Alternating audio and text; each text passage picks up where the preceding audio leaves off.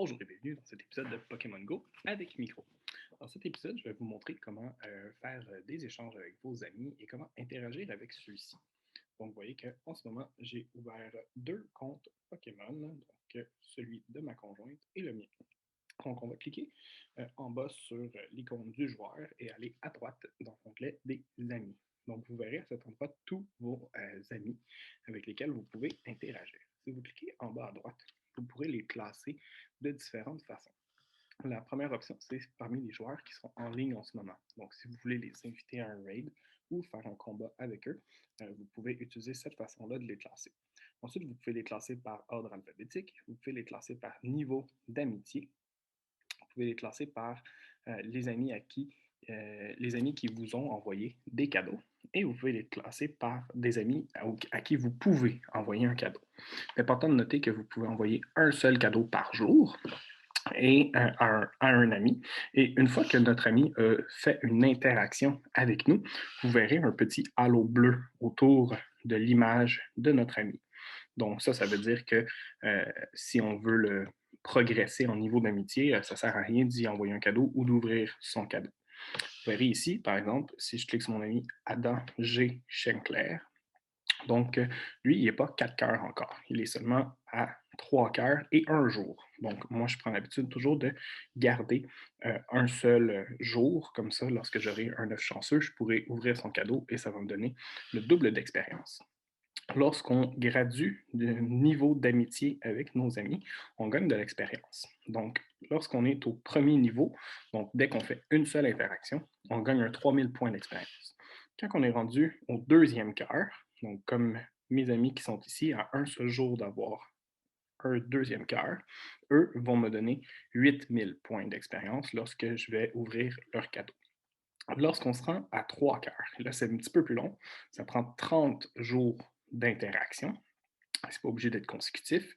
Là, on va nous donner 50 000 points d'expérience. Donc, ça commence à être très intéressant de garder nos ultra amis. Ça, c'est le nom qu'on donne au troisième niveau d'amitié, avec un œuf chanceux, puisque le 50 devient un 100 000 d'expérience. Et finalement, le dernier niveau, 4 cœurs. Le 4 cœurs est beaucoup plus long à obtenir. C'est 90 jours d'interaction. Et ça nous donne un 100 000 d'expérience qui est doublé avec un œuf chanceux. Donc, c'est vraiment la façon de faire de l'expérience le plus efficacement dans le jeu, là, c'est vraiment par les niveaux d'amitié.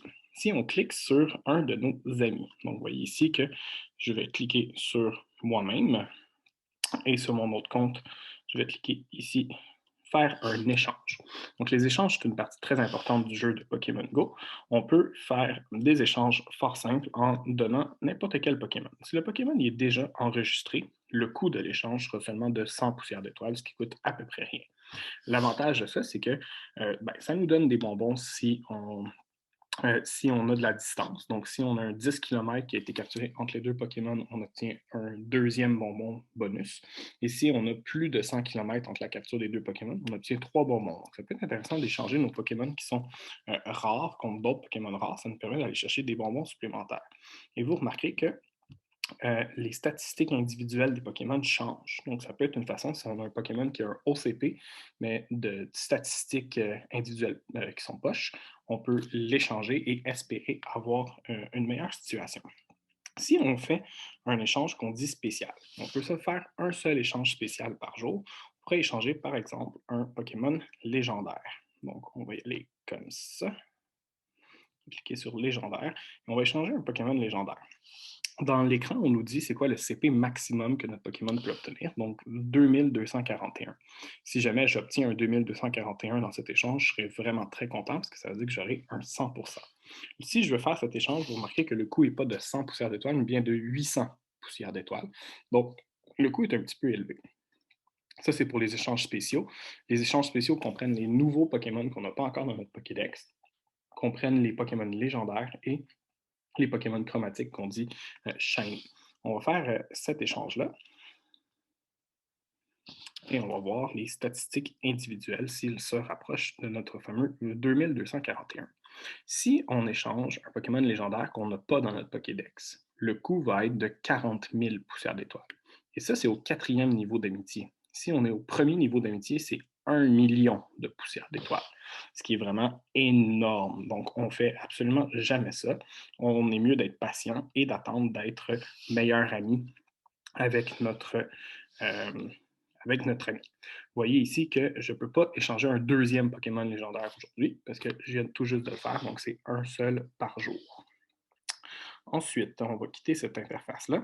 Donc, plus on est haut en niveau d'amitié, moins les échanges coûtent cher. Autre chose qu'on peut faire, on peut envoyer un cadeau à notre ami. On peut mettre un collant si on le désire pour que ce soit plus joyeux à ouvrir, mais ça ne sert absolument à rien à part rendre nos amis heureux. Donc, ça n'a pas de fonction particulière dans le jeu. Et l'autre option qu'on peut faire, c'est faire des batailles, comme je l'avais déjà dit dans la vidéo sur les combats. Donc, on voit les statistiques de nos joueurs et on peut renommer le nom de notre ami pour essayer de le retrouver rapidement si on a beaucoup d'amis. Comme vous voyez, moi, j'en ai 178. Comment j'ai fait pour en avoir autant? Et finalement, je ne les connais pas tous personnellement. Il y en a plusieurs que je connais personnellement. Mais ce que j'ai fait, c'est que j'ai copié-collé ici mon code de joueur. Donc, en cliquant sur Ajouter des amis, on copie notre code de joueur et on peut aller partager ça sur des sites web spécialisés qui permettent de partager des codes de joueurs, ce qui fait que dans ma liste d'amis, si je fais recherche et je marque interne, que c'est moi qui ai renommé manuellement chacun de mes amis international, tout ça, ce sont des gens que je connais pas, personnellement. Ce sont des gens qui habitent un petit peu partout sur la planète. Donc, vous voyez, celui-là ici, il habite en Belgique, celui-là, il habite en Corée du Sud, celui-là, il habite au Royaume-Uni, au Brésil. Bref, j'ai des gens d'un petit peu partout sur la planète. Donc, j'en ai 71 personnes que je ne connais pas du tout dans ma liste d'amitié. Ça n'a pas vraiment d'importance parce que la seule chose que je pourrais faire avec eux, c'est échanger et je ne peux pas vraiment le faire. Pourquoi je rajoute des amis? Ben, un, pour l'expérience et deux, je les invite toujours dans les raids de ce que je fais, ce qui me donne un petit coup de pouce et un coup de main. Donc, ça peut être plus facile pour faire des raids qui sont légendaires. La dernière chose que je veux vous montrer, c'est qu'on peut avoir des amis chanceux. Donc, lorsqu'on est au 4e niveau d'amitié et qu'on continue d'interagir avec nos amis, on peut devenir amis chanceux. Et lorsqu'on est amis chanceux, ça nous permet de faire un échange qui va être dit un échange chanceux. Donc, vous voyez ici que l'écran, elle est orange au lieu d'être du bleu mauve typique normal. Ce que ça donne, c'est que automatiquement, l'échange qui sera fait à ce moment-là va me donner un Pokémon chanceux. Et les Pokémon chanceux, on va ici les rechercher dans la barre de tâches. Ce sont des Pokémon qui vont avoir un arrière-plan un petit peu différent, mais ce qui est surtout intéressant, c'est que ça nous assure que les statistiques individuelles seront minimum 12-12-12. Donc, on a minimum un 3 étoiles. Donc, c'est une belle façon de s'assurer d'avoir un Pokémon qui est au moins décent et même peut-être très, très, très, très bon. Et la deuxième chose qui est importante à dire sur les Pokémon chanceux, c'est que la poussière d'étoiles requise pour les recharger est diminuée de moitié. Donc, si on veut amener un Pokémon à son maximum, on est autant mieux le faire avec un Pokémon chanceux qu'un Pokémon régulier. Donc, ça, c'est un bon truc pour sauver la poussière d'étoiles. On fait des échanges.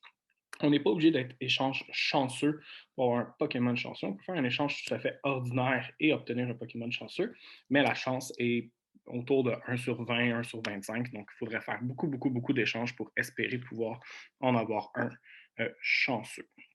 Donc, je crois que ça complète ce que j'avais à vous dire sur les Pokémon chanceux et les amis. Donc, je vais arrêter cette vidéo ici. À la prochaine.